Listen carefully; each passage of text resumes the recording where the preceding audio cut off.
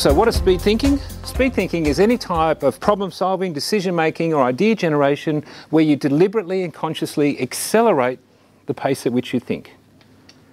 So you can choose how fast you think. That's my proposition. So it's a skill, and like any skill, with the right practice and the right encouragement and the right tools, you can get better at it. And by getting better at it, you can make better decisions, better ideas, better solutions, and you free up more time. The insight for speed thinking came from this. I'd finished my doctoral research, and my research was around, my thesis was called Designing a Continuously Creative Organisation.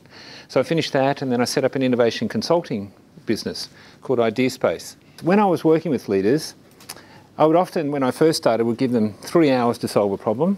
And then over time, what I found was that instead of giving them 3 hours in an effort to get through more work, I'd give them 2.5 hours. And I kept shrinking and shrinking the amount of time I give them to solve problems.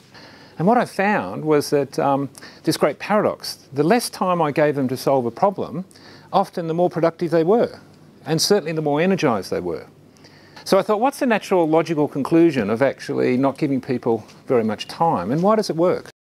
The analogy I'd use is it like a gym class.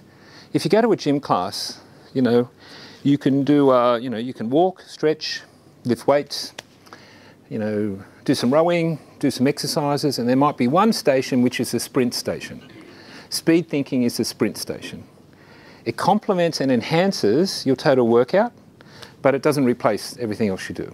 If you do a speed thinking in a group, the rest of the group is a lot more receptive to your ideas. And we also know from research that the moment you start evaluating my ideas, that restricts my ideas. So again, speed thinking works because you're just too busy.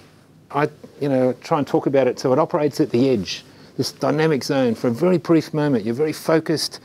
You bring out the best of your left and your best of your right, and you're right in the moment, and it feels good, and you've got to trust your intuition, and it's spontaneous, and it's fun, and there's a great flow, and stuff emerges, and you think, where did that come from? That's magical. In a typical brainstorming session, from a speed thinking perspective, which slows it down, is that one person has a pen. And the moment the one person has a pen, you can only go as fast as the person writing.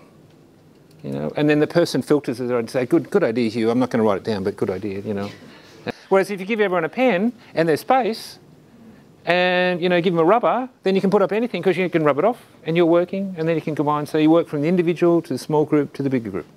A lot more creative. When can you use it? Really up to you. You can use it at any time during the day. You can use it in the morning. It's better than coffee. Cheaper, better for you. You can use it at the beginning of the meeting. You can use it when it's stuck, when you just feel stuck. You can use it by yourself. You can use it with a group. You can use it with a team.